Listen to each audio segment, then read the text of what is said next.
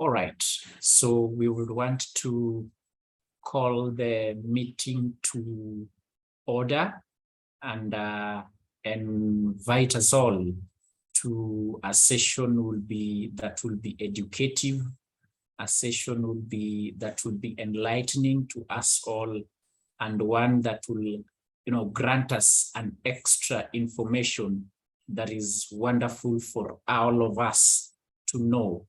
And so the topic that we want to undertake to delve deep today into is one that focuses on off-plan building. And so to let us understand what it is in understanding the off-plan kind of business venture that you as a shareholder ought to know is two colleagues and gentlemen whom I'm happy to introduce to us today here. And first, to kick us and set the tone for this meeting will be my colleague and friend, Kennedy Otieno. Arnold, you can just confirm whether you can see my screen? Yes, Felix, it's visible. All right. So Kennedy by training is a mechanical engineer, and one whose focus is so key in ensuring that you people live in luxury that is more than ever affordable. Kennedy is also a certified PMP coach whose insights forever remain green in our in this time and day. Kennedy is also strategic leadership and an enthusiast in commercial management, and some of those aspects is one that we'll be seeing in this presentation. And so, Kennedy, I'll just invite you to turn your video on, say hi to our members and our customers who've joined in before you kick off your presentation. Karibu.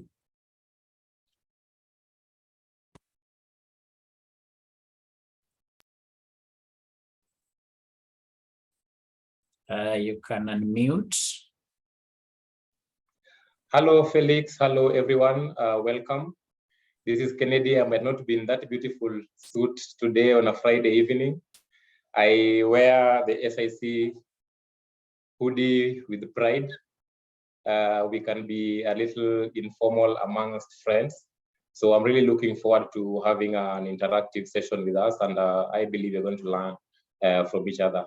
Thank you. Thank you so much, Kennedy, and looking forward to this presentation and education session. On to another gentleman and colleague, and in-house colleague will also be taking us through the risks that attend to off-plan that all of us as members ought to be keen of is colleague CPA Jared Odhiambo. Jared is an enthusiast in internal audit and risk management, which is his forte.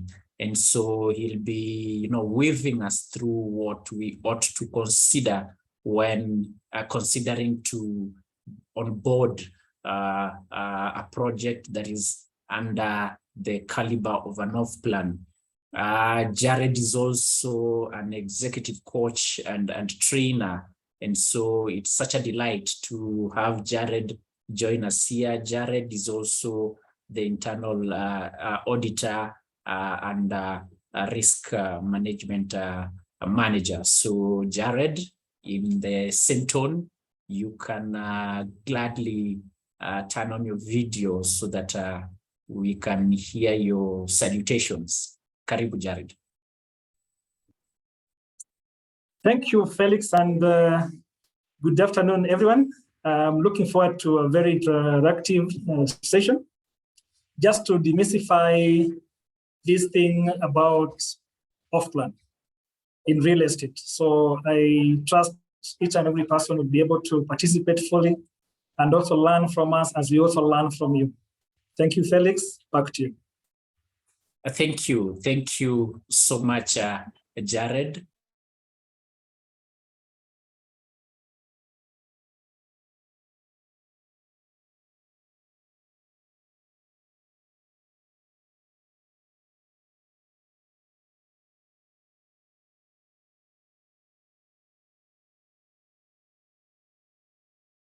Safaricom Investment Cooperative and Safaricom SACCO, we are tied at the hip. And so I'm glad to have my colleague and a friend from the other side, Anita Muthanji. Anita, if you can hear me, you can say hi. You'll be instrumental in amplifying the SACCO financing, which will be mentioned through the presentation. Anita, if you're there, you can proceed and greet us kindly. Hi, so thank you. Thank you for the nice, warm welcome. Indeed, looking forward to the day. Anita Muthanji, Safaricom SACCO, we partner with 𝗶icic. Ours is about just making your dreams come true. Whatever they're presenting, we are financing. You can always talk to us. We will be able to complete the process for you. So we facilitate members who are also interested in 𝗶icic projects by financing them either up to 5 times their deposits. So as your financiers are always available to listen to your needs and to help you grow. So thank you, Felix, and looking forward to the session. Thank you so much, Anita. Glad to have you. So to our wonderful guests who joined in and members and customers, we shall be engaging through the presentation. You can engage with us through the Q&A session, where we shall, I'll be moderating this with my colleague, Rita. Oh, Rita, if you're already in, you can equally, Rita will be joining in a short while. We'll be running through the Q&A sessions with her. And so at this moment, I would want to invite Kennedy. And Kennedy, off-plan projects have, occasionally left a sore taste in the mouths of our investors. And so I want you to unpack for us in a clear, simplistic manner why off-plan is a key thing that our investors should be keen on, and what is it that makes it a matter of a concern to our investors. So Kennedy, welcome and take it over. Thank you, Felix. Good afternoon once again for those of us who are in Kenya. Good evening, good morning, depending on wherever you are in the globe. So good. So let me know whether you can see my screen. I don't know whether I'm sharing. Yeah, it's loading. Still black. Okay. Let's give it a couple of seconds. Just right. Let me try again, just a minute. Yes, yes, you can take it off again.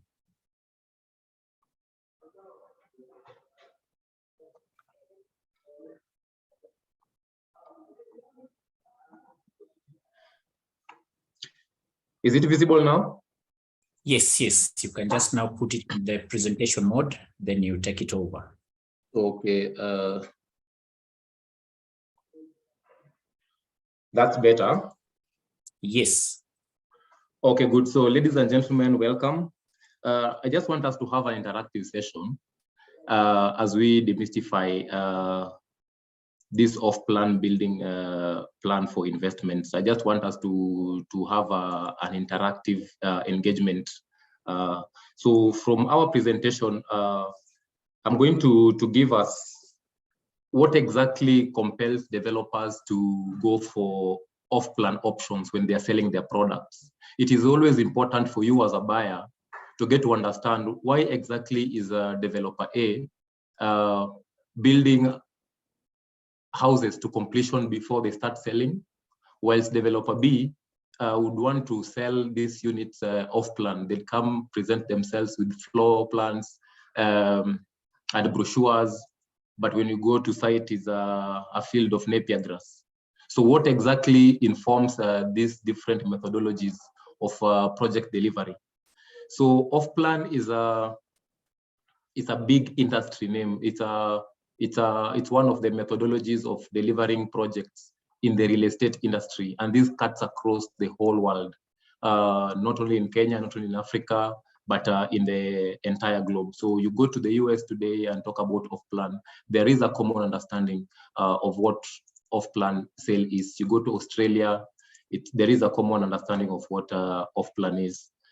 Okay, so when a developer buys land, so we have this, I want us to go to this place where I've marked in blue, where we are going to look at market feedback.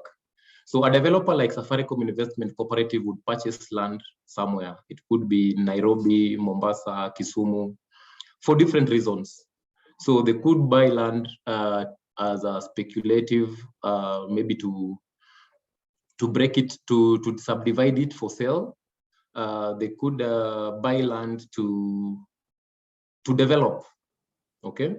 So once the land acquisition, SAC will always look at competitive price points so that we are buying this land at the correct price, and the location is prime such that when we are developing these houses, the houses would have a market. Then what follows is that there's a design phase. So I just want us to level set so that we're on the right page. So once a developer has purchased land, they will do some design, and even as they design, they'll have something called a feasibility study or a desktop study. For the developer to confirm that what they did as a desktop study is actually correct, they will take the product to market and sell. So an example would be, we would acquire land, we would design, say, 100 or 200 units. Before we ground break on that parcel of land, our business case or our market research would have shown that for us, it's good for SIC to build affordable housing, say in Ruaka, or mid-level housing in Kileleshwa, or high-end houses in Karen. So for us to confirm that that is actually the case, we are going to start selling these units off-plan. So what off-plan sales does is that it actually validates your business case. It confirms whether or not your market research was spot on. So most developers, what they do, they want to sell at least 30% of the houses off-plan before they ground break, just to validate the project. Yeah.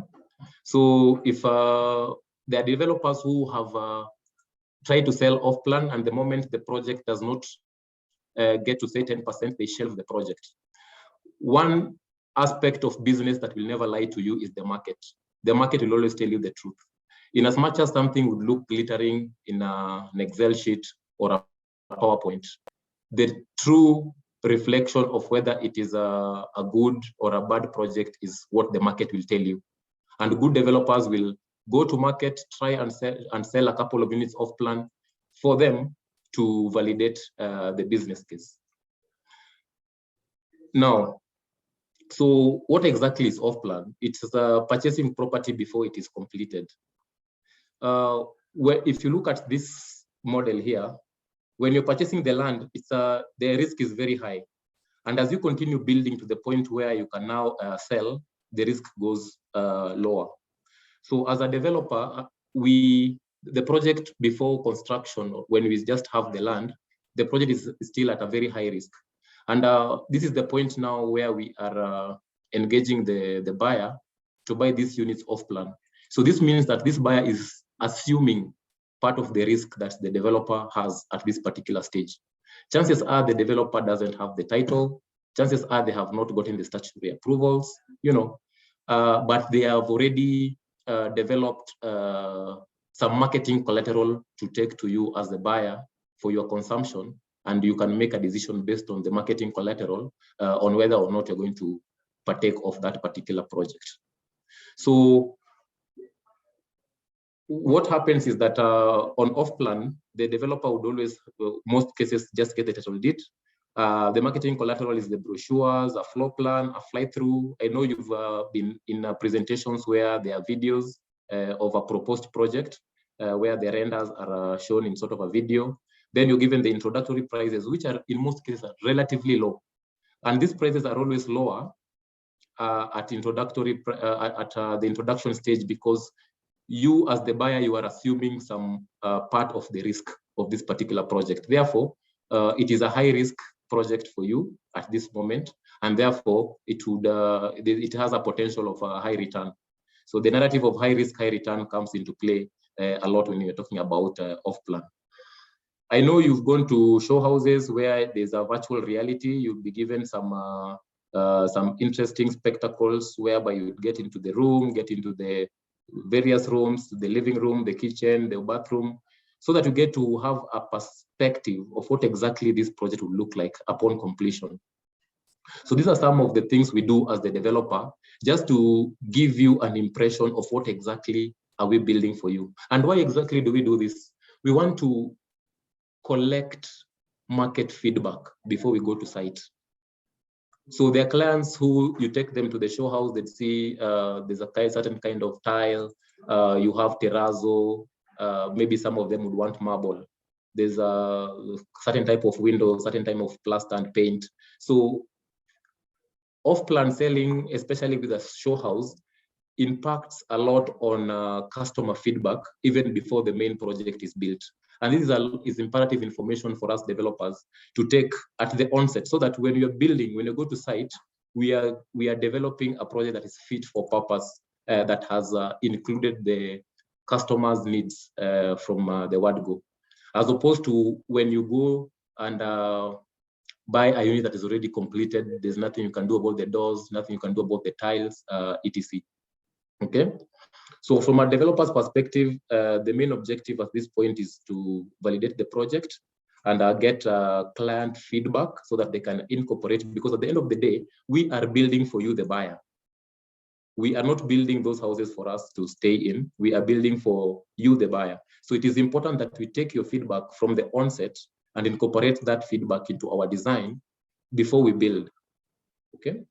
Other developers would engage in off-plan selling to get project funding. You know, various projects are always funded differently. There are people who'd use equity, their own money. You go to Dubai today, they are very rich. The sheikh would just say, I want the tallest building on earth. And because they've got that capital, it can easily be done even without selling the spaces off-plan. We are still a growing economy, and there are quite a number of developers who would take funding from the buyers to build. And this one comes with a number of risks that my colleague Jared will be demystifying even as we go along. So as 𝗵icic, at least we always try and balance. There's a component of capital that we always inject in our projects, and all the collections are always domiciled in an escrow account, and we don't touch that money. Okay. So what exactly is the process when you're getting into an off-plan purchase? So as a buyer, you're going to look at the marketing collateral. After the sales executive has wowed you with nice videos, nice brochures, great floor plans, interesting introductory prices. At that particular point, as a buyer, I would want to make a decision on whether or not to take up the project. Okay. So once you've reviewed the marketing collateral, it is always important for the buyer to do some due diligence on who exactly is this developer. And it's always safer with institutions or societies that are regulated. And that's what gives us an edge as a Safaricom Investment Cooperative, because we are regulated by the Ministry of Cooperatives. Excuse me. We are regulated by the Ministry of Cooperatives. You won't just give us your money and we fly into the thin air. So we are here to stay.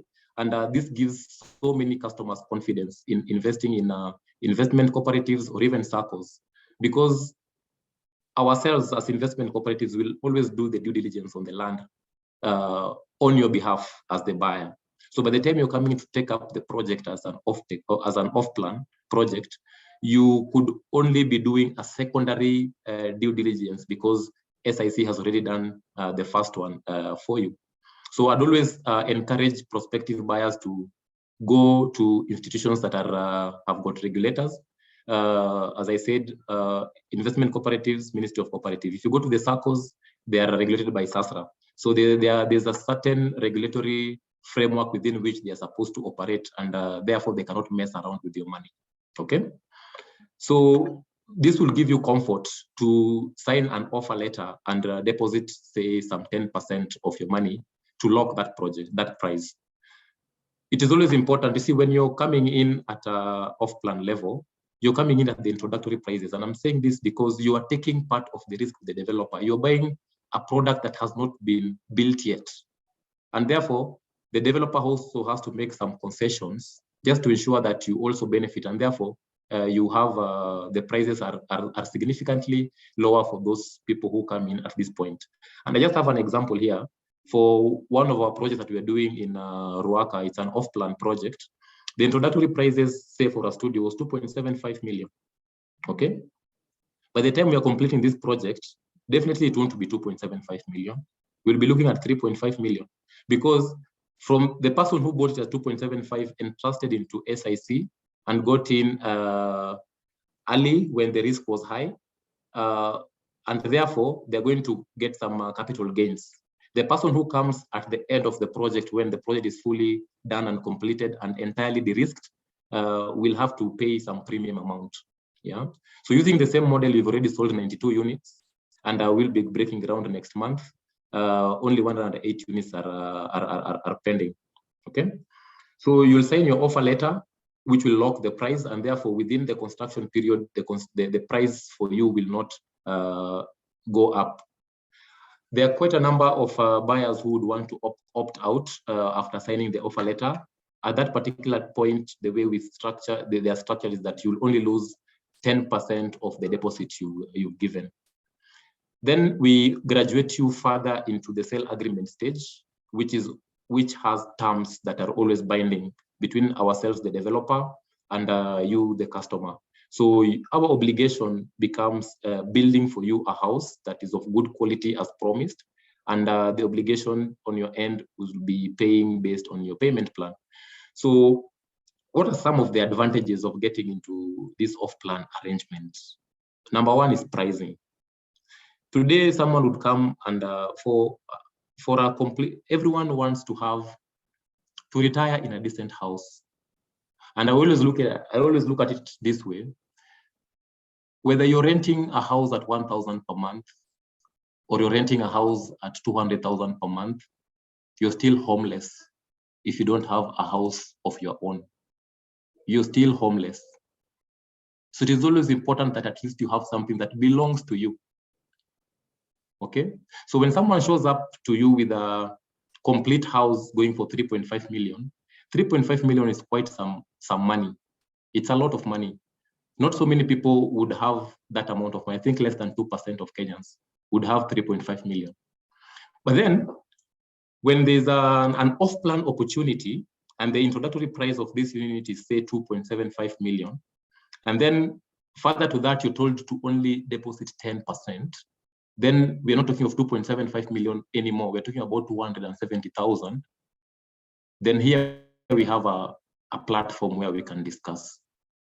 It starts looking affordable for you to start your journey towards owning your house. So the advantage of off-plan is the pricing. You get introductory prices because at the beginning, the developer does not have so many things. They don't have the approvals. Some of them are still working on the titles, and therefore they have to make concessions and give you the house at a fair price. Okay, so let's always take advantage of off-plan sales, especially with organizations that are regulated, so that we benefit from that. Another thing is the capital gains. Someone can buy, and I placed this here on purpose, capital gains. You buy a unit of 2.75 million, for example, you sit pretty for 18 months during the construction period, and you can sell it for 3.5 million without doing anything. You've already gotten your bonus, or rather your profit. You won't get that from investing in bonds or money markets. The capital gains are quite high. So you just start early, and real estate is a long-term game. It's not a place you'll put money today and reap tomorrow.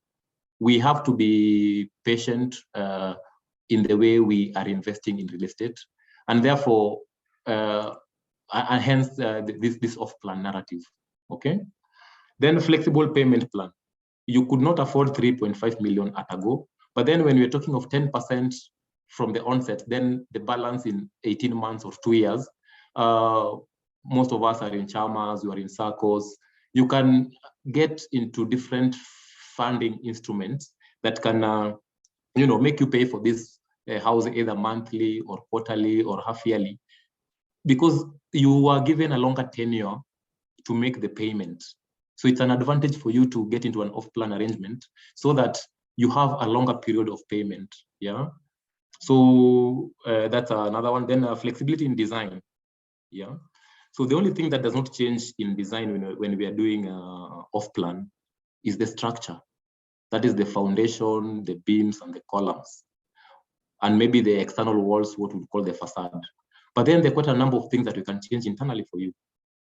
You look at you'd go to the house and say, okay, I'd want you to connect this bedroom to the washroom so that it becomes a master en suite. Those are things that we can always look at that you could not benefit from a house that has already been fully built. You would look at the tiles, you're not happy with maybe someone has placed a red oxide. You know, those old school flooring. Someone has placed red oxide or on your floor, and for you want marble.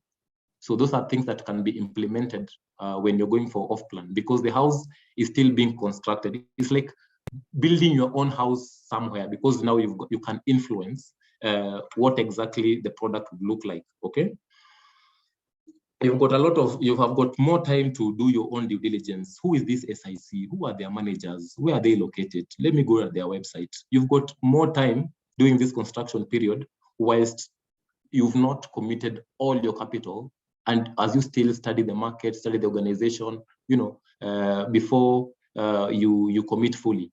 It's like a dipstick. When you want to cross a river, you don't just go with both of your feet. You maybe take a dipstick, get to know to what extent is the depth of this river before I get in. Okay, so this off-plan arrangement gives you a risk-savvy sort of approach in real estate. Okay, then you can also have the benefit of choosing the best location. You see, there are people who want penthouses. So when you come as in an off-plan, when you're just starting to sell, you can say, now I want this view. I want the topmost house. I want the second floor. There are people who would like to, the ground floor, and especially this happens to our friends, maybe a mobility impaired person, someone who has a wheelchair and is going to buy houses that already have already been built, and there's no house on the ground floor. There are no ramps, there are no lifts. So this particular person gets themselves disadvantaged. So in an off-plan setup, you can quite influence how you'd want to navigate around into your house, and that can be provided for. So it's like building your own house and moving together with the developer. Okay. Then as Safaricom Investment Cooperative, with this off-plan narrative is not new to us. we have been implementing this before in a couple of our projects. So we have Bluebells, which is 306 units. These are units that are in 𝗃𝗃𝗃𝗃𝗃. And these are units that we built through the off-plan model. We have out of the 306 units, we've already sold to 97, almost 97% of the units. Only 9 of them are remaining, going for 6.8 million. Actually, you can grab some units here. Okay, so this 6.8 million is the current price. When these buyers were buying these units, when they were still being built, they were significantly lower in price as compared to what they are going for at the moment. So then now the people who bought these units at off-plan prices bought them significantly cheaper. And you can see as 𝗃ici𝗶, we deliver to promise. Okay, so and now these are units that now are now available. We have actually rented the 9 units. If you are buying the unit, actually we are giving you the unit plus the tenant. So you already have a rental income. The same model of off-plan we used in our Ruaka apartments, where we have 48 units and 45 have already been sold. We sold them through the off-plan model. And this off-plan model works so well with and I just like to reiterate this because of our brand. Our brand, we are known of delivering projects of good quality, and now this is testimony of some of the projects that we've delivered using this off-plan model. Okay, then of course we have some units in Rongai which are not apartments per se but mansions and have already been sold out. So, what are the key areas to look out for? You as a prospective buyer looking for a house to buy a unit off plan, what exactly are you supposed to look out for, given the narrative? And I'm just going to mention the what. Then my colleague Jared will now go deeper into the risks. So you'd want to know, say, if a developer is selling you a unit off plan, just get to understand where is the title deed. Ask them, let them show you the title deed. Yeah, ensure that the title deed is in the name of the developer who is building, and it has the correct land use. Someone might be building apartments in an agricultural land where people are supposed to be growing cassavas. You see, you're supposed to ask them for the title so that you can do your own search. Okay, go and do a proper site visit. Go and confirm that that particular land exists. And good thing is that our sales executives are always available to take our prospective buyers to the site. Yeah, so that we can just confirm that this particular parcel exists. I know Elon Musk is planning to take people to Mars, so that the land being sold to you, or rather the house being sold to you, is not one that will be built in Mars. So you have to, if it's gonna be in Mars, tell them to take you through a spaceship. So it's always important that you get to physically go to see the title and physically go to the site. Get to understand the track record of this company. Who is this Safaricom Investment Cooperative? Where are their offices? Do they even have a website? Which projects have they done before? To what extent have they delivered? Yeah, get one to look at their track record. What is the organization structure? Who are their directors? Where are their offices? Okay. Then before you build, definitely there are quite a number of statutory approvals that are always required before construction. So I know quite a number of buyers have burnt their fingers in real estate and in off-plan. And it's just because they are ill-advised on what exactly they're supposed to look for and how they're supposed to go through some of these processes. You cannot build an apartment without a county approval. If you're building next to a water body, like a dam or a river, you need the WARMA so that they can define where the riparian ends. Yeah, so that you don't find your building on riparian that is deemed to be public land. You need the National Environmental Management Authority, NEMA, to give you that license. The contractor needs to register with NCA. So these are some of the documents that you could ask for as a developer, or you could ask for through your lawyers, so that you entirely de-risk from your end. Then what's the project team constituted? Who is the consultant? What have they done before? Go to their website, Google them. Which other places have they consulted for? What's the track record? Who's the contractor? Is he just an Otieno and Kamau who have just started a briefcase company and all of a sudden they are selling units off plan?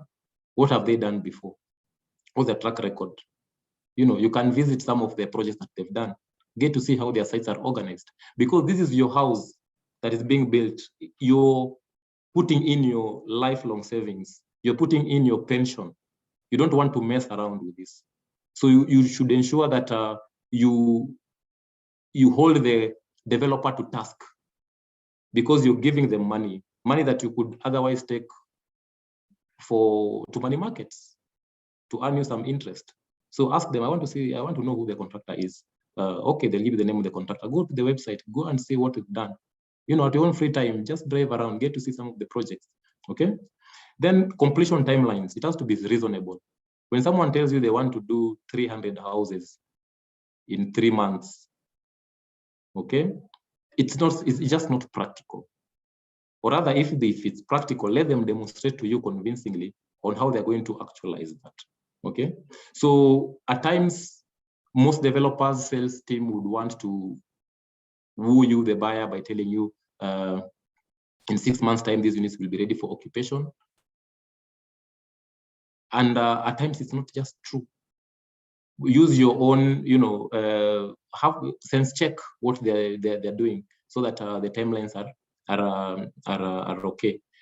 Okay, so then the land, in some instances, you'd want to have the land free of any encumbrances, or you know, a third party should not have superior rights. But when land has got encumbrances, like being charged by the bank, it is not a bad thing. It is, some of these things are the modus operandi of real estate. You'd charge your title to get debt to build the apartments. So the developer should just tell you that the title is here. It has been charged by this bank, and they've advanced capital to us for us to build for you your house. Let's just put everything on top of the table. It is an accepted industry practice to do that. So you should not be worried when the title is charged, because it happens all over. Okay.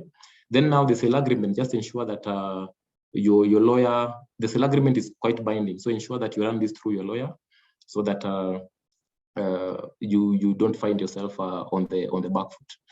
So then at this point, I'd want to welcome my colleague Jared to advance the discussion with shedding more light on the risks and maybe some of the mitigations.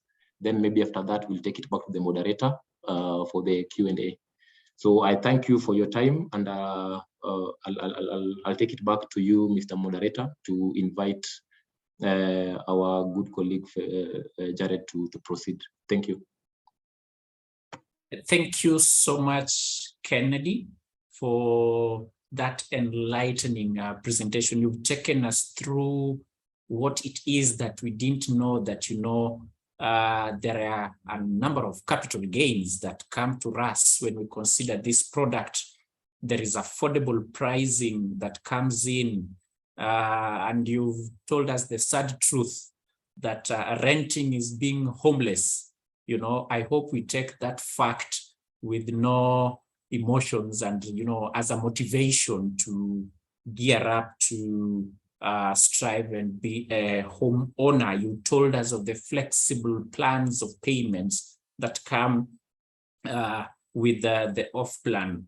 And what you've also endeared us to is to more time for due diligence, which is the point at which Jared will come in, because Jared, we want you to immerse us into a more granular a way of this due diligence. You know, Ken, having mentioned them at a high level, I know in your practice, you've encountered this experience and in live scenarios. So Jared, as you come in, I hope we now get more into our notes and pick that deep dive of the due diligence that we need to pay attention to. So welcome, Jared.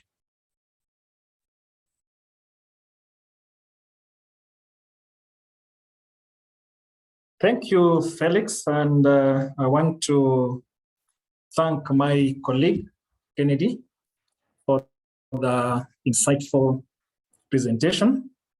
My role will be very simple, well cut, just to go through the risks that are inherent in the purchasing of off-plan housing units or in real estate. So once I run through the risks, then I'll also be highlighting the impacts that those risks would have on the investors and the developer as well. I'll also be deep diving on how now to mitigate, or what should a potential investor do to ensure that he has not gotten into a situation whereby he's been duped, quote unquote. In Kenya, there's been a number of cases, or the media has been awash with cases where people have entered into agreements for purchase of off-plan housing units, and it has not ended well. It has ended in tears. So this session will now equip the investors with the knowledge to ensure that they identify those risks or potential events that may make their dream not be achieved. So I picked on a few of these risks. There could be many, but I'll run through around 8 risks. The first one is about the project funding. As you all know, that off-plan housing unit comes with a lot of capital investments in terms of even the financial outlay. So if an organization does not have sufficient funding to complete the project, then it may run into problems. So most organizations have been in a situation whereby they promised investors good package in terms of the housing units, off-plan housing units, but along the way, even before they do groundbreaking, they can proceed further with the project. So project funding is very inherent. So the impact would be that it leads to delays in project completion. If you had been given a timeline of 3 years to complete the project and have your house ready for occupation or for rental for that matter, if you are an investor, then that timeline will not be met because of insufficient funding. Then other developers would also result into what we are calling redesigning of the building. If they had promised you maybe a sitting room of 25 square meter, they'll be squeezing it to maybe 15 to ensure that they work within the capital that is available. It's a way of duping investors. So those are things that you need to be very keen about. And if the project is not well funded, again, it may lead to stalled project altogether. There have been cases where the projects have been initiated or have been the groundbreaking has been done, but along the way you find that the project stalls completely because there's no funding. The developer now even takes off with money. So again, there's also loss of finances, because if you had injected maybe, for argument's sake, maybe 4 million for a project that was supposed to be completed within 3 years, and 4 years down the line the project has not been completed, and the developer is not finding it wise to even communicate, there's that risk, or the impact would be that you lose your finances. And people have done it. People have lost finances because of this risk of project funding, because the developer didn't think through the funding project. Financing of the project. So as a potential investor, how would you now mitigate this risk? How would you ensure that you're not duped into situations whereby you are now crying because of lack of financing from the developer? Then what you need to do, you need to find out how the project is being funded. You need to ask questions. you need to tell the developer to put it in writing or to in black and white. How is he financing his project? Is he relying on the collections from the investors, or is he willing to now look for capital or debt or equity to finance the project? Mostly, a good developer would not entirely rely on the collections from investors. You would, of course, you would collect deposit from investors, and then also look for financing. For Safaricom investment, we've managed this risk so well. We not rely entirely on the financing from the collections that we get from investors, but we also rely on our internal financing and also looking for debt to ensure that we boost our project. So for us, it's a risk that has been well mitigated. I've talked about internal financing and debt as a way of now mitigating that risk. So as a potential investor, you need to ask, you need to find out during your due diligence process that the financing of the project is very clear from the onset.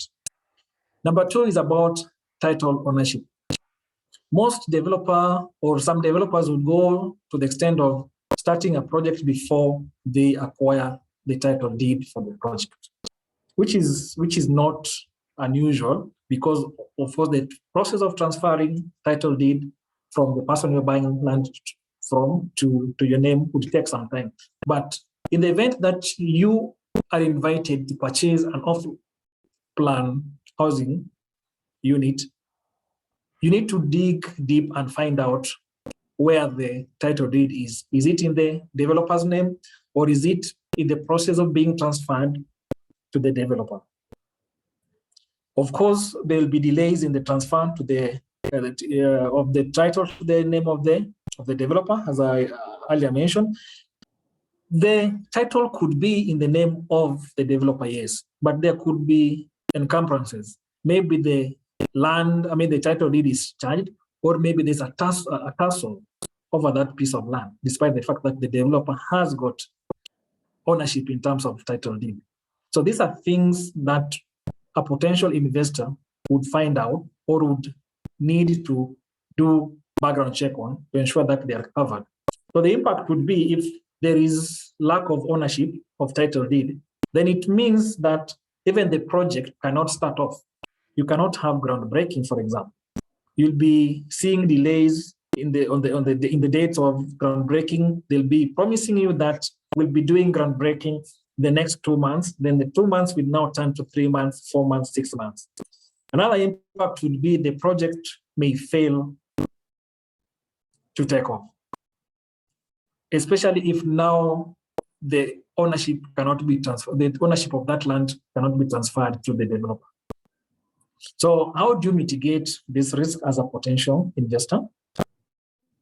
As my colleague had earlier mentioned, there is need to conduct proper due diligence of the title before you purchase that land. Ensure that the developer has got the title deed on his name. If now the title deed has not been transferred to the developer, they should be able to demonstrate that they are in the process of transferring that title deed in their name. Then, of course, you can, projects can also take off only after the title deed has been transferred. In some instances, the developers are very keen to ensure that, for us, our policy is that we don't engage in any project, or we don't go into the market before we ensure that the title deed is transferred in our name. So that would also be a way of mitigating that risk. Number 3 is about statutory approvals, which is very, very, very, very important. Remember that before you construct any housing unit, there has to be certain approval that must be obtained from relevant government bodies, right? So if you fail to get, for example, approval from National Construction Authority or NEMA or WARMA, then it means that that project may not may not take off. There are also instances where now there's what we call change of user. If a particular location where the project is to be implemented has been demarcated as agricultural area, then there is need for that title to be changed, or the change of user from being agricultural to residential. That may also delay the project, or may also have an impact on the way the project is going to be implemented. So the impact could be project failure, because there are cases whereby people have obtained title from areas which have been demarcated for maybe as riparian, and they go ahead and maybe start, build, residential housing. If they don't think keenly, then it means that that project will stall. It will not proceed. So those are things that potential developers should be very keen to note. Of course, there could be delays or extension of completion time, because you'll be getting into negotiation with government bodies to ensure that you obtain the requisite approval. So how do you now, as a potential investor, mitigate this risk? As my colleague had mentioned before, there is need for proper due diligence before the purchase of, before you commit your finances. And this can be done by tasking the developer to give you a copy or to show you a copy of this approval. If it is approval from any NCA, you should task them to give you those approval. It should be evidence. There should be no like writing to you or telling you on phone that of course we've obtained this. It must be evidence, probably by having a copy of these approvals being shown to you. Of course, in certain instances, if you are a serious developer, then you'd ensure that you only go to the market after you've obtained this necessary approval, or there should be demonstration that you've started the process of obtaining these statutory approval from the relevant government bodies. If this is not done, then any potential investor would have to develop cold feet into getting into those engagements. So for us, Safaricom Investment, we ensure that at least all these approvals are obtained. If they are in the process of being obtained, we will always put these things on the table just to ensure that we cover you as a potential investor. Part of the reason why people go for off-plan housing units, is because they don't want to get into this business of now engaging fundies, trying to do supervision, people trying to steal from you. It relieves you of that burden of now having to be there 100, day in, day out, day in, day out, to ensure that at least they deliver on what they're doing. So there's this aspect of quality. Number 4, quality of final product. Whatever has been promised on paper may not be the final product that is being delivered to you. So that's a serious risk that is also inherent in off-plan housing unit, whereby you're being told that we're going to have a sitting room of measuring, measuring 25 square meter. You're going to have bathroom, which is maybe separate from maybe the toilet. We're going to have gym within the building. We're going to do good landscaping. We're going to do maybe swimming pool. Most people have been duped to the extent that whatever they get as final product is not what they actually bought. I was reading an interesting article some time back where somebody was saying that they were promised swimming pool, but what they got was just like a fish pool. Yeah, or they were promised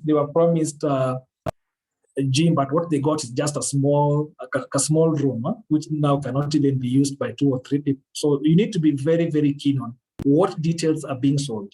If it's about finishing, what kind of finishing are they promising? Are they promising that the bathrooms will be tiled with granito, for example? I'm not an engineer, but these are things that probably I may know from the market. Or are they going to use what you're calling these Chinese tiles? Or are they going to use granito, for example? What sort of toilet seat are they going to use? Are they going to use the ones that are purchased locally from River Road? Or are they going to use the ones which are the modern ones, which are which are in the market? So those are very minor things, but they add up to the total success of a project. So you need to be very keen that you're not duped into being presented with a product on paper, which at the end of it, when you be delivered the final product, it is totally different from what was promised. Huh? What they say, qua ground, things are different. Huh? It also applies in off-plan housing units. So the impact would be you will be losing your finances, because if you were promised a high quality product and then you're getting a low quality product, then of course that is loss of finances in terms of impact.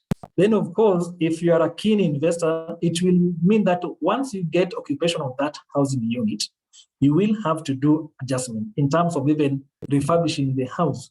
Yeah, there are instances where people have, immediately you get into those housing units, you start doing renovation. Why are you doing renovation? Because whatever you are promised is not whatever you are getting.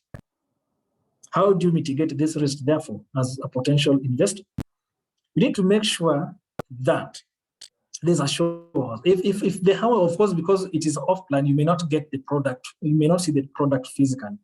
Most investor or the developers rather would give a show house to demonstrate whatever the final product would look like, how the final product would look like. So you should insist on seeing something like a show house. Of course, there's need for frequent supervision or frequent site visits. Right? If you pumped in 4 million, 2 million in a project, I mean, you should not just sit down or, I mean, stay laid back that I'm waiting for 3 years to get the product. Do surprise visits just to ensure that whatever is being developed is matching the promise that you are given when you are signing on the dotted line. Right? Then, of course, for us, as I say, we mitigate this risk by ensuring that at least we get, wherever we do our projects, of course, we do the show house like we run. I know our engineer is working around the clock to ensure that that show house is in place, just to give you a sneak preview of what the final product would look like. You can also use the what we are calling the professional, just to advise you whether, because some things as a layman you may not see. If it's about the structure, you may not see, but you may need to now get the services of a professional just to advise you that you are on the track, or these people are on the track, or they're not on the track. For us, we use tested service providers to ensure that at least whatever we promise the clients is what we are delivering. Yeah, because certain developers don't deliver on their promise because they want to make huge profit. They cut corners by engaging people who are not qualified to deliver on the final product.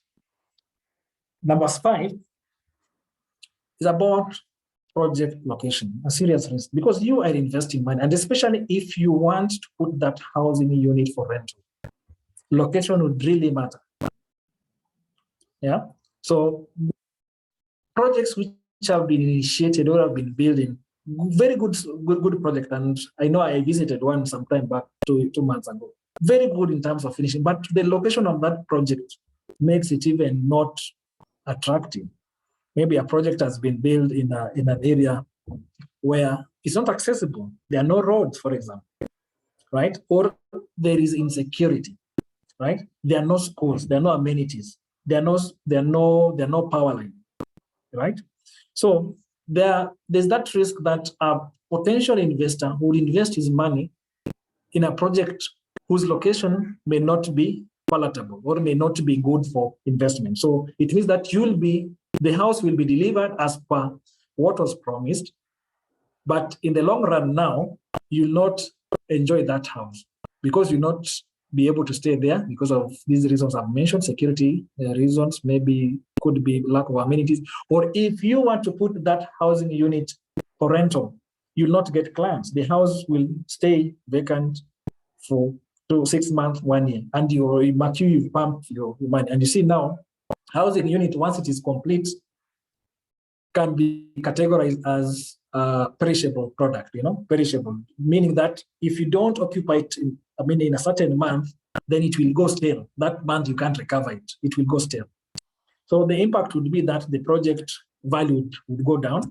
You would be forced now to sell that housing unit, which is not properly located, at a throwaway price. If you had pumped 4 million just you'd be saying that let me just do 4 million to get back my cost of investment.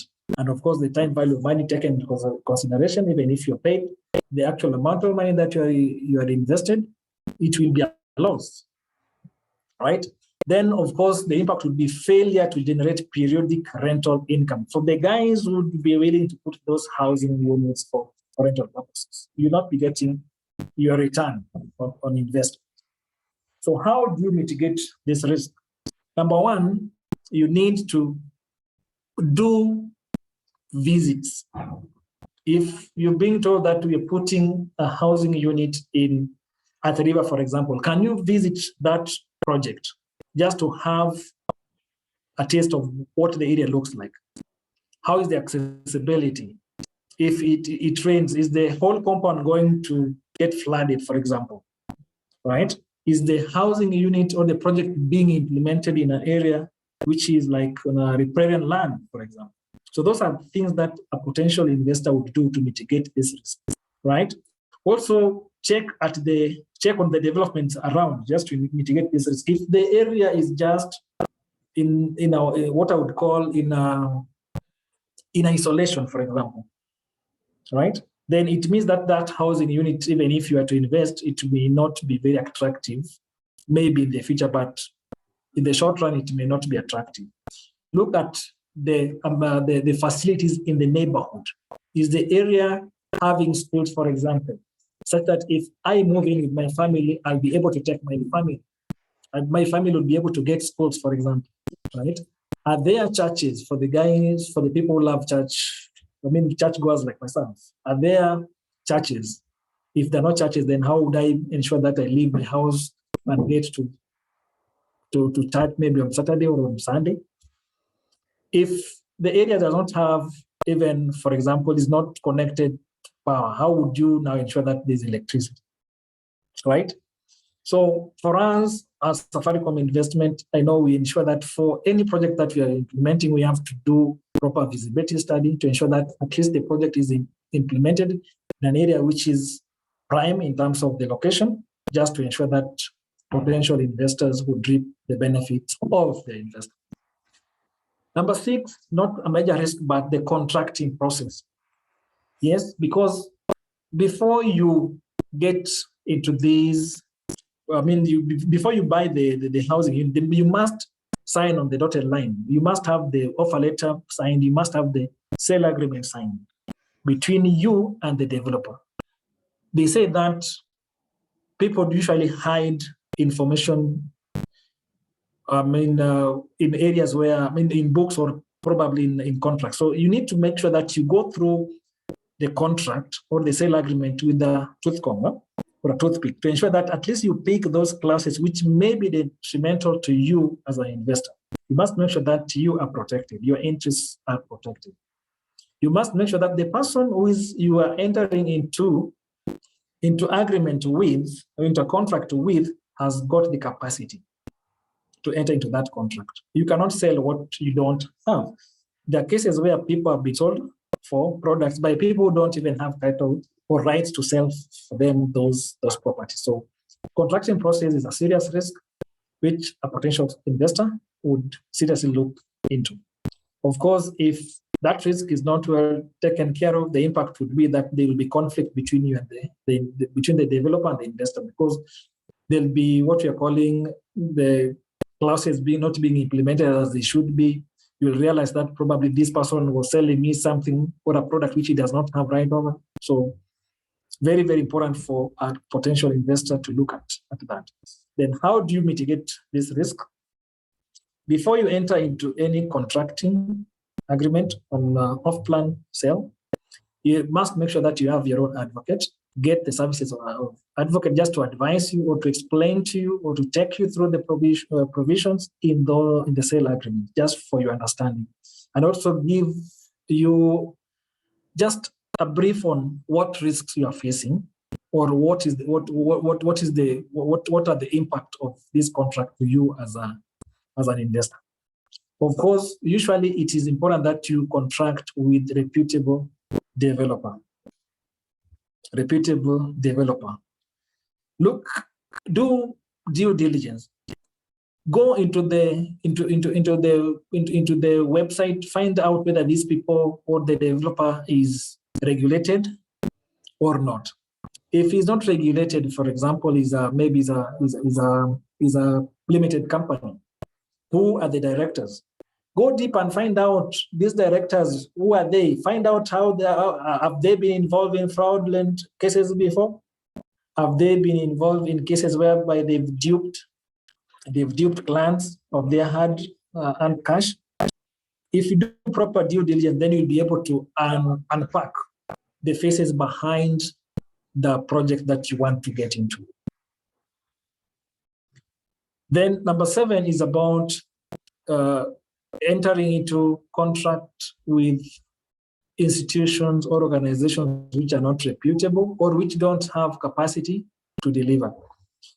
If somebody is promising you that they're going to develop probably 300 units or 400 units of housing unit in 𝗵𝗲𝗿𝗀, for example, or in 𝗵𝗲𝗿𝗀, for example, go and find out through the due diligence process, do they have the capacity? And you'll be able to demonstrate. You don't even need to to hire somebody to do that for you. Ask them if they've ever implemented a product of such magnitude. If they've not done such a project before, then it would be a red flag, for example. You would put question marks, not that they will not be able to deliver, but chances are that they may struggle because of the learning curve, of course. If they are not regulated, for example, ensure that at least the directors are well known. They are people of good reputation, and this you can do by doing proper due diligence.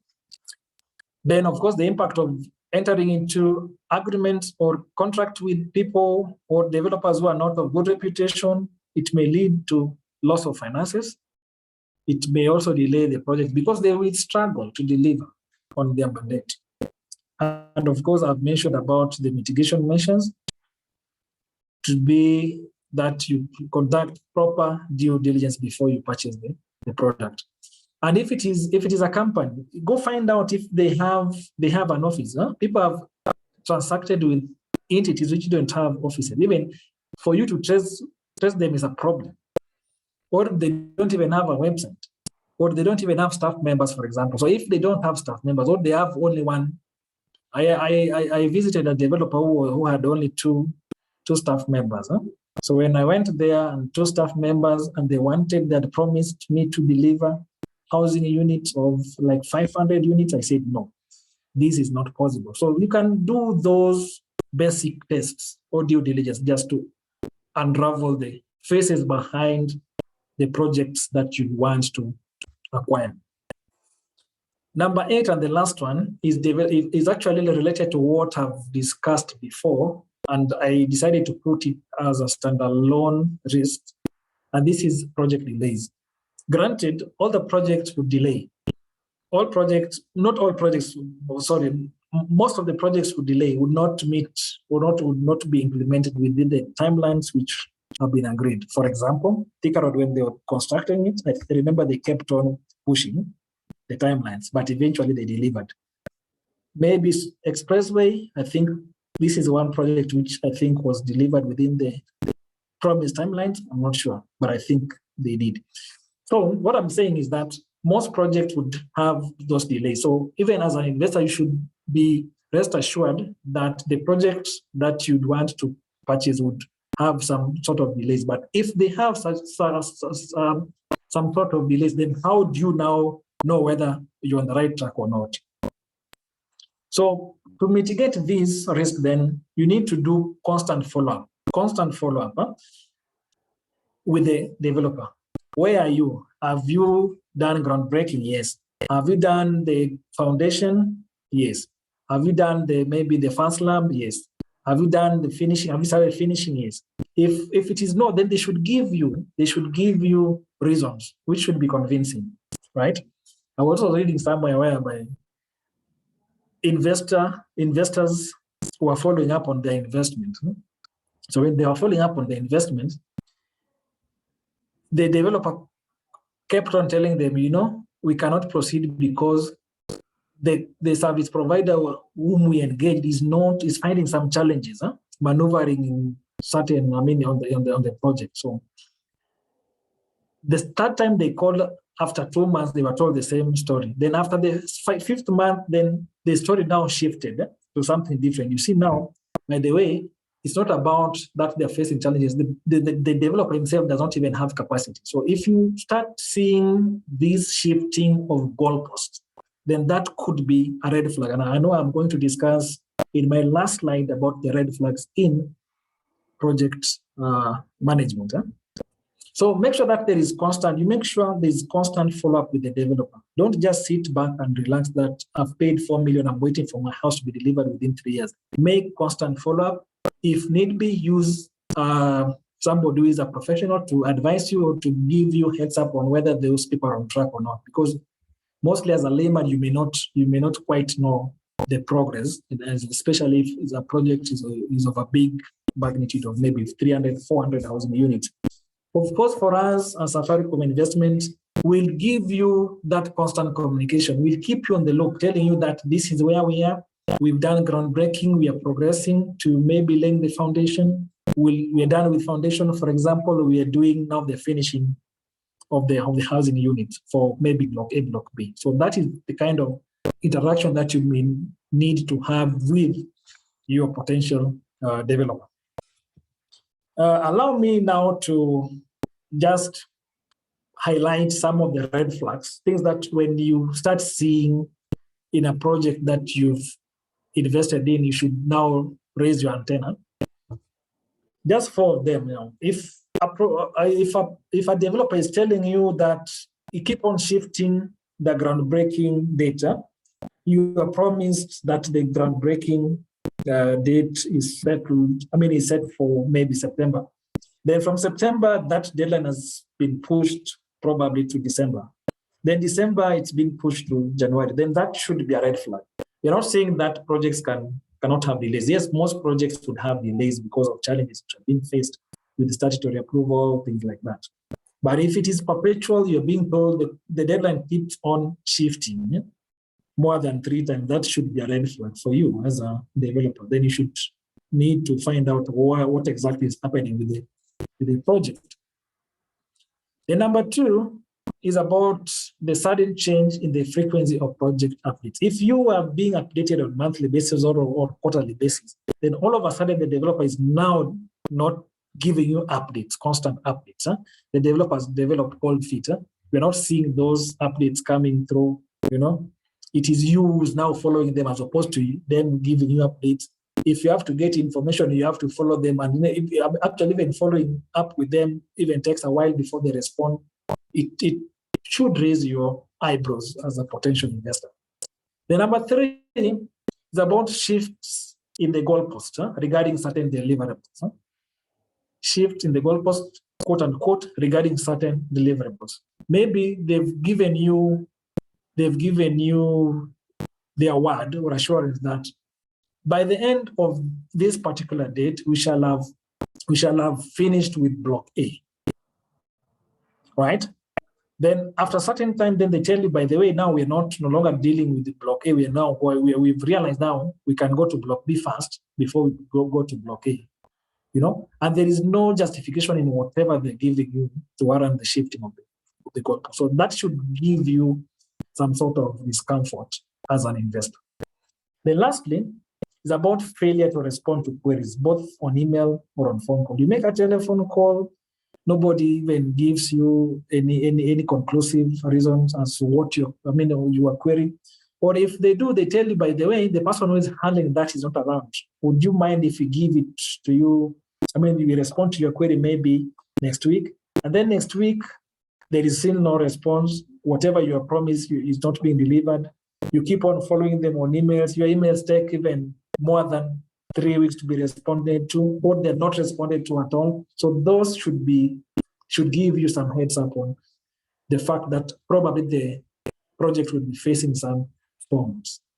So again, this was just to highlight few risks and the red flags around off-plan housing units. And I hope that has been taken into by the investors. Thank you, Felix. I take it back to you.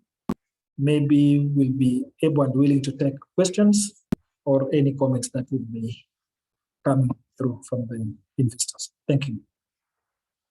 Wow, thank you so much, Jared. That was a deep end on risk identification, the impact, and the mitigation. I'm not sure there's even an edge you've left from, you know, how you picked the baton from Ken. That was such a deep dive, which I'm sure most of us have found very worthy, because these are realities. We are not, you know, assuming of things that are yet to happen. These are scenarios that have happened. And I think from the developer and the company's side, we have enlightened, we have listed the risks that be. Before I welcome Rita, who will be weaving through the questions that have been leveled. Kennedy did mention about the financing, and Anita, if you can proceed to unmute and just give us, just in a snippet, what does Safaricom Sacco come on board, and what privileges should our members enjoy with the products that you're offering to ensure that from the customer's end, the risk of financing the project is covered. Welcome, Anita. No, thank you. To answer straight to your question, as we offer financing, and I will put it in two ways. I have seen here the cheapest unit, the 2-bedroom goes for around 6 million.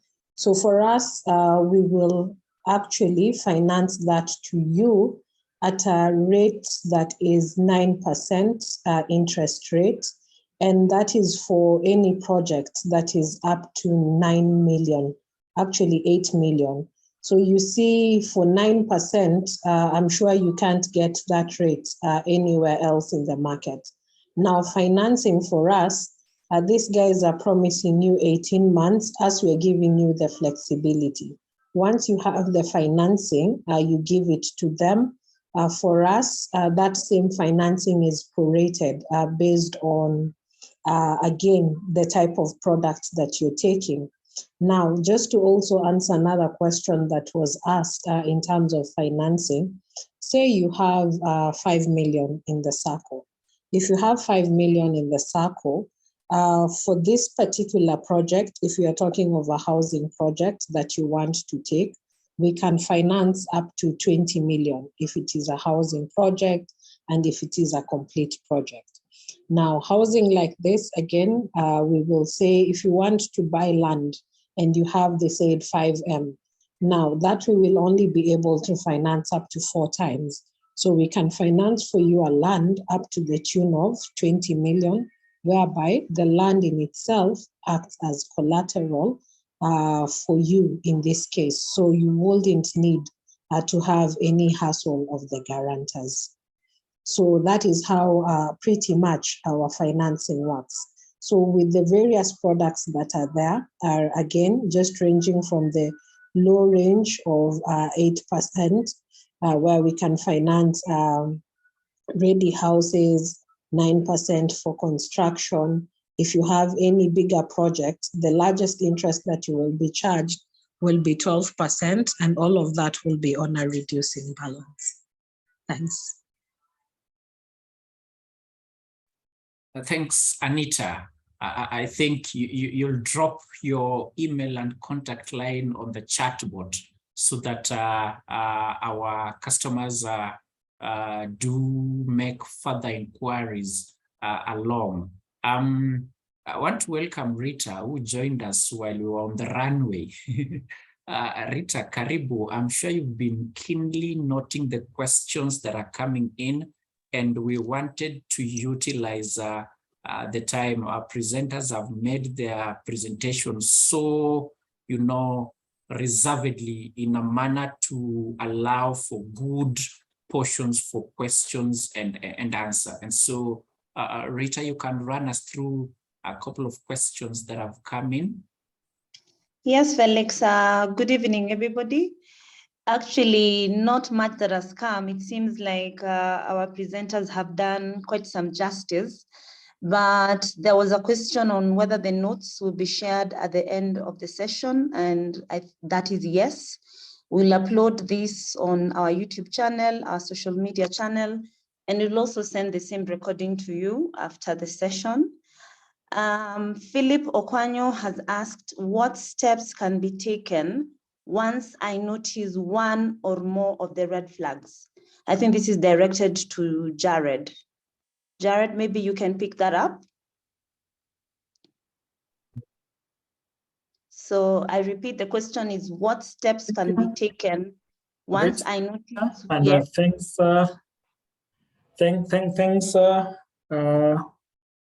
the investor who has asked the question. Yes, once you've noted these red flags, it gives you an opportunity now to do your proper due diligence or to dig deep into the project. If you are not visited the project, then this is the time that now you need to take your free time and visit the project just to confirm whether whatever was promised is being implemented. It can also give you opportunity now to seek more information. Now you can go and demand for more information and also get more assurance from the developer.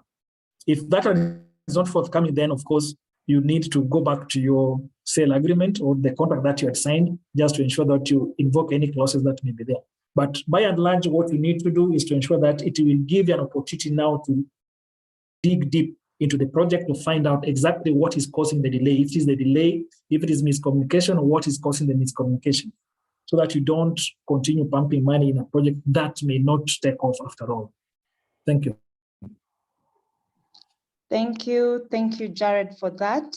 Another question on the chat, which is Collins, and he has 3 questions, and I think some of them Anita has answered.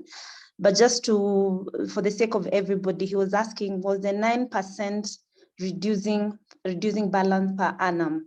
And also he's asked, what's the financing period when buying land? So Anita, maybe you can pick that up. That's okay. Yes, the 9% is on reducing balance. And then the period that we can finance land is usually a period of 4 years. However, you can pick a particular product that extends 4 years and then still finance the same land and charge it as collateral. Okay, and also if you need any more information, Anita has sent her email address, so you can reach out to her directly. We'll also send you the link to the 𝗝CO, where you can register and become a member and start enjoying the benefits of the 𝗝CO. Looking at the Q&A, whether there are any more questions. So Collins again says, if I take a loan to purchase land, does the saving affect the amount of loan to be offered? For example, my saving is 4 million and the land is 37 million. Am I qualified for the loan while the title is charged? I think that's again to you, Anita.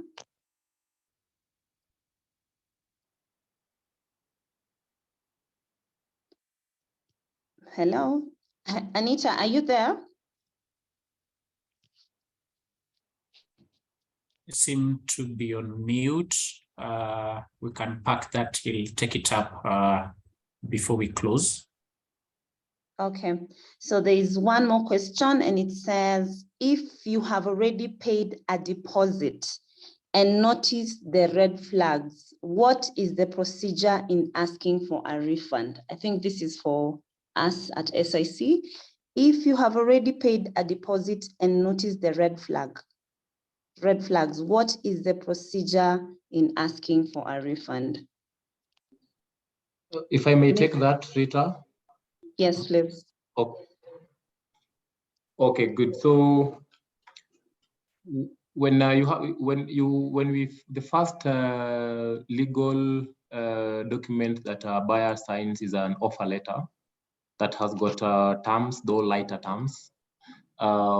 Then the second document is the sale agreement.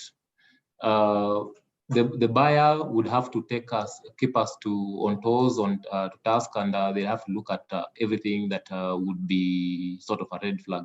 So the moment they notice a red flag, they'll have to raise it with us, so that we explicitly explain to them what exactly is happening. And if our explanation is not satisfactory, and the buyer opts to disengage, the offer letter and the sale agreements clearly defines the disengagement mechanisms. So these are two documents that that protects both the developer and, to a large extent, also protects the buyer, so that when you feel that this is not the direction that I felt this project would go, you would be at liberty under the contract. The offer letter and the sale agreement has multiple provisions for us to amicably disengage. So we'll just be be led by the documents that have been signed. All right. Thank you so much, Ken, for that answer. Please keep utilizing the Q&A. I think we have managed to answer a lot of questions, but so far I'm seeing a lot of appreciation for the presentations that have been done. Thank you very much for that feedback. I don't know, Felix, whether we should be able to address anything else, because most of them have been answered on the Q&A session. So back to you. Right. Thanks, Rita. Was just flipping through just to ensure we don't miss any question from the chat. Lots of appreciation. Happy to note Rebecca, our champion and key support from the supervisory. Happy to have you, Kilingosi. I think there's a gentleman here called Dennis Johnny. Dennis has just proven that I went to school. Thanks, Dennis, for joining in. Maybe just also to indicate to us that also being financed from a circle that is of worth the while is key. And Safaricom circle is one of the tier 1 circles which assures you that you'll be getting some money that is guaranteed, and you are able to be financed by an institution that is equally fit for purpose. So in a final round up of the presentation is just to welcome our keynote speakers to give their final closing remarks, and maybe Ken, in closing your remark, I'm happy that you brought in the aspects to be checked with a product onboarded for verification of that project, of all that you presented, and that's being 𝗵𝗲𝗿𝗀. Earlier in the conversation, one of the event, our guest did ask where 𝗵𝗲𝗿𝗀 is situated. Maybe you can give a swipe to that and just tell us for 𝗵𝗲𝗿𝗀, what's your timeline, and in terms of its financing, what assurances do you give our guests here that as they get into REIT, they are cocksure of this product? Thank you, Felix. Good. Thank you, Felix. So for 𝗵𝗲𝗿𝗀, just a high-level sneak preview is that it's an affordable housing product targeting people who would want to stay in the houses, or people who would want to take it up as an investment product. So it is located in Ruaka. Unit typologies ranging from, we have studios, 24 square meters going for 3.2 million. Lofts, 43 square meters. Then 1 bedrooms, 46 square meters, and 2 bedrooms, 64 square meters at 6.5. So what is happening currently on site is that we are already building a show house. We'll really be glad to invite all of us to site just to get to see what exactly is happening there. And we are promising to deliver a sort of a decent, affordable housing project for our members and our esteemed customers. So in terms of completion period, we are looking at having the units ready by end of next year. That is the communication that is out. The program that you're working with is quite feasible, and milestones are quite achievable. So as you can see, it's evident from the sales that have happened and the collections that we've had. Even before groundbreaking, we've sold like 92 units. So I really urge us to reach out to any Safaricom Investment Cooperative sales executive to take up the remaining 100 units, because I know once the construction is up and running, all the units will be taken up, so that you are not caught out with the escalation of prices. So thank you so much, Felix, on that. And maybe as closing remarks, thank you so much for coming for this presentation. Any platform where we can share knowledge is always, it's always a good place to engage. I've learned quite a number of things from the chats and from colleagues here.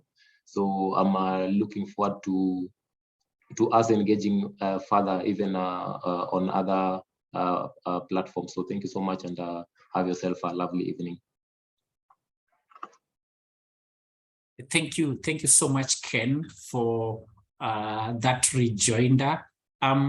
Anita, are you back, able to unmute? We had some slight unfinished business with you. Yes, I think I saw the chat also, and I was able to answer the question that was posed. For us, actually, as the SACCO, is to encourage even every SIC member to join the SACCO, so that you can be able to enjoy the benefits. Again, with our line of empowering you, we are looking at various investments, hence our partnership and our collaboration with people who, I think the word of the day is people who we can trust and people who we can grow with. So I've put my contacts on the chat for anyone who needs any type of financing. I've also put the link. However, as a team, both SIC and Safaricom SACCO, again, the aim is just to empower you in every way. Thank you, and wishing you all a lovely weekend. Thanks, Anita. Always a pleasure partnering with Safaricom SACCO, and this is just one amongst many that will be coming in to, embolden this partnership. Jared, as you come in, I see Demystifying asking whether there are laws that protect investors from oppressive provisions where penalty of the installments come along. I don't know whether you can give a swipe to that as you give us your final thoughts on the emergent risks that we shall forever be, acutely careful on as we engage in this line of business. Welcome, Jared. Thanks, Felix. Regarding that question, I think my colleague Kennedy will take it up before I finalize. So let me allow Kennedy to take it up, so that now after him, and then I can come in and give my final remarks and also start. All right. Ken? Yeah, thank you, Jared. And good question, Dennis. The way we structure the sale agreement is such that we hold each other accountable. My obligation as a developer is to build a unit. The obligation of the buyer is to pay for the unit promptly. So what goes into the agreement is such that the buyer would always propose a payment plan within the construction period. It could be monthly, quarterly, half yearly, that we'll agree upon and sign off in wet ink. But then if the buyer is not paying as agreed on the payment plan, the provisions of the contract would allow the developer to get some interest only on the delayed amount of payment. Yeah, the developer is quite protected that the delayed payment would accrue interest. But then you see, in transactions of this nature are more relationship based. So once you sign the contract would be, or rather in this case, the sale agreement. It's a document that you always go to refer to on areas where there are disputes. But then we always want to ensure that we ourselves and our buyers are always owning up to their promises. So there are certain instances where a buyer would come to us, maybe they've lost their jobs. There's so many things that have happened with COVID, and would make a few concessions, and they could even pay the interest later on towards the end of the project. So just not to belabor the point is that it's a relationship based affair, but we'll only invoke the terms in the sale agreement on areas where now we disagree. But we always endeavor to keep it as subtle as possible. Thank you. Not so many people care about the developer. Thank you, Dennis. Thank you so much, Ken, for that rejoinder. Jared. Thanks, Felix, and thanks, Kennedy, for the answer. Just to also add on to what Kennedy has said, remember, as part of the mitigation measures, and this is from risk perspective, we had advised in the presentation that the investor should also look at avenues of now engaging an advocate or a lawyer to ensure that all those risks, all those clauses which may not be oppressive, are well tackled and covered in the contract. So that would be a way of mitigating that risk, if I may also add to what Kennedy has said. As part of the closing remarks, I have like 2 or 3 items to add. I've seen a question on the red flag, or I didn't get the opportunity just to elaborate on it. As I indicated earlier, any project would have challenges. The fact that there could be 1 or 2 red flags could not be an avenue for any potential investor to now withdraw or start looking for avenues through which now he can get his refund. Otherwise, we will not prosper as investors. Even if you are to invest in which project, in any project, we'll have those challenges. The purpose of having those red flags is to equip you as an investor now to even dig deep into finding out what are the challenges. And if you dig deep, you'll even find that those challenges are the normal challenges that any organization will pass through. So I just wanted to to get that right, that the red flag is not an opportunity for you now to just say, now the red flags, let me withdraw. No, it's an opportunity for you to dig deep, investigate, find out. You'll be having the answers as to why those red flags are popping up, for example. Then the second issue that I would want to add is just to give assurance to investors as Safaricom Investment Cooperative, because that is my role. That is why I've been employed by the society, or the cooperative society, just to give investors assurance. Currently, we get into giving assurance to our investors in all the projects that we are undertaking, including the land project, the housing project. So be rest assured that there is a third eye who may not be, or who is not part and parcel of management of the board, but who is independent, just to ensure that whatever has been agreed between us as Safaricom investment company and the investors are implemented as they should be. In fact, if there are red flags in any of our projects, it is us people will be in a position now to raise those red flags and even address them before they reach out there. So we want to give you that assurance from internal audit and risk management perspective. Be assured that we are looking at your interest to ensure that the organization deliver on what they promise to the investors. Then finally, I'd want to thank the investors or the people who've logged in this call. It gives us a lot of confidence that, and I'm seeing from the charts, that of course, whatever time we took to prepare and also to deliver this training or this informative discussion has not gone to waste. So I want to thank you so much, and may you have a nice weekend. And please, we invite you to purchase our products because we can give you that assurance from audit and risk management perspective. Thank you. Thank you. Thank you so much, Jared. Over the past few days, I think the word 𝗶𝗶 has been such a trending one. Happy to note that you're keen to ensure that there is not any opaque nature of the products that come on board to our customers. Thank you so much for that assurance that you've given.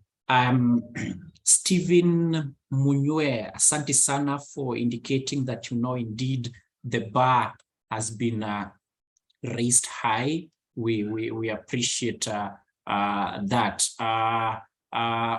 As we finish, just to know where you're streaming from, it will be worthy to take note of that, and any topical issue of concern that you would want that going forward we keep attention to. We ready to get those feedbacks from your end. Allow me invite one of my seniors who's joined in as we were flying high, board treasurer, Mr. Edward Njoroge. I know it's quite an impromptu, but it's a joy to see that you can set apart your busy schedule and join us in this call. It's been quite an informative one. Could I just invite you to say hi to this team who've joined us, Mr. Edward? Thanks, 𝗶𝗶. It's definitely an ambush. I did not expect to speak today, but it's a pleasure always to get to engage with the investors. I logged in to also learn a few things. I'll definitely be getting in touch with our SACCO to fund one of my projects, and I hope that the rest of us will also take advantage of those opportunities. I think this session really was about creating awareness for us to know that it's possible to create wealth, but at the same time to let us know about what risks exist, and then how do we manage them to ensure that we get to live our life, and we get to live the best life that we could possibly live on this earth. And I thank the presenters and our investors for joining us today. Back to you, 𝗶𝗶. Thank you so much, Treasurer, for finding time to log in. Indeed, this is in keeping with what you've set top at the policy level. I also did see one of our members from this. Rebecca Bisanju. Rebecca, if you are in a position to greet this wonderful team. Thank you, Felix. Good evening, members, and thank you very much for joining us this evening. I'm really delighted having listened to the experts speak, both Kennedy and Jared. I personally have taken out a lot of information that I didn't know before around buying properties off plan, and I'm sure that those the investors who've logged in have also taken away quite some good information. I have seen a few asking whether we will get the presentation. I hope the team plans to share with our investors at large so that many people can get educated, because we don't take time to really, or rather we don't have platforms where we get to learn some of this, where do we get to get information, especially from experts.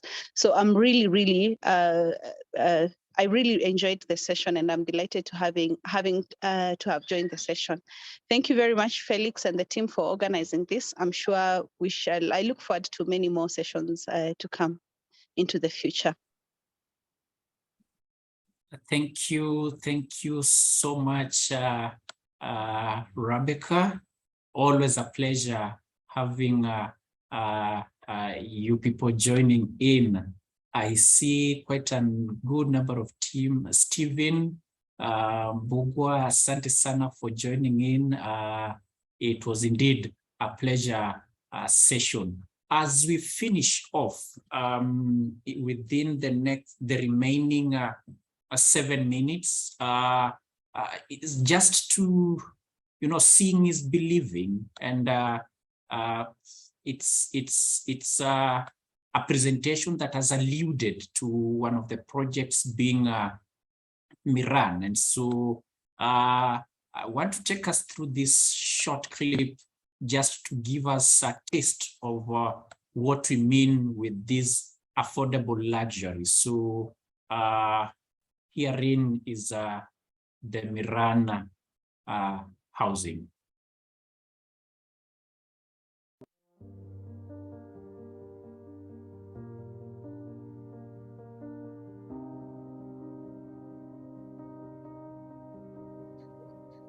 Felix, please allow the sound. Okay.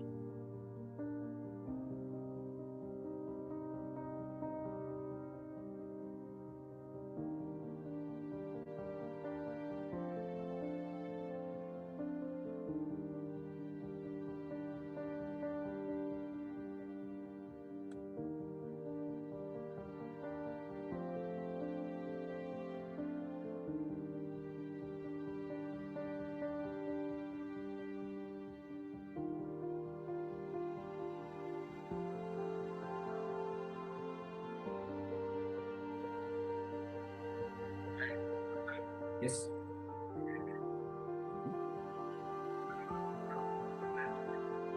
Any comment?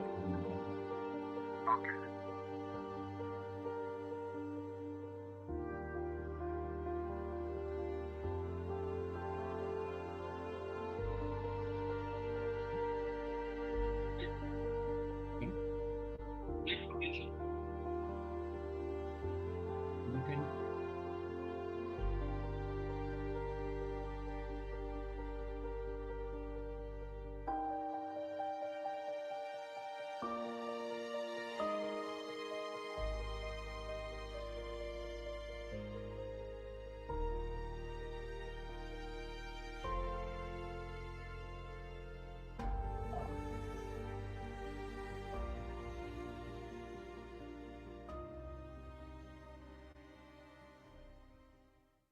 That's a snippet of 𝗵𝗲𝗿𝗀. Sorry, Ken, I don't know whether the sound was audible enough, but we'll share this equally to the team. Wish to close it at this end, thanking all the teams that have worked behind the scenes to see this event come to success. The marketing team, thank you so much for the support that you brought in. The IT backend team, Arnold, asante sana, and the management for the support that has been, and of course the board. This is in keeping with the principles of the cooperatives that we must educate each other each and every time, and this will always be a monthly event, and so watch out through our social channels. Next month we'll also bring another compelling subject that is keen to equip us as investors. I'm lost for words for our speakers. Kennedy, that was spot on and relevant for the time. Jared, you delved in like no one would think or imagine. I'm so grateful for having you finding time to take our customers through all this. To to my fellows in the office who equally joined in. I'm sure you also did learn a thing or two, so that next time when we meet our customers, we are in a position to inform them better. To board members who found time to log in, I'm really thankful for your support, which is forever appreciated.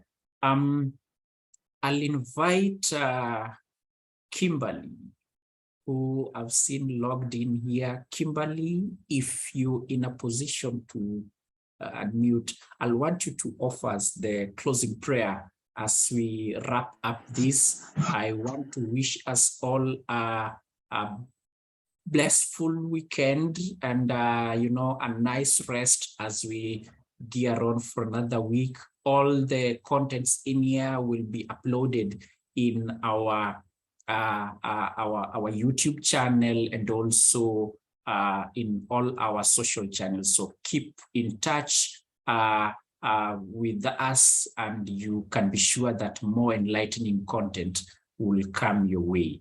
Thank you very much, and God bless you all. Kimberly?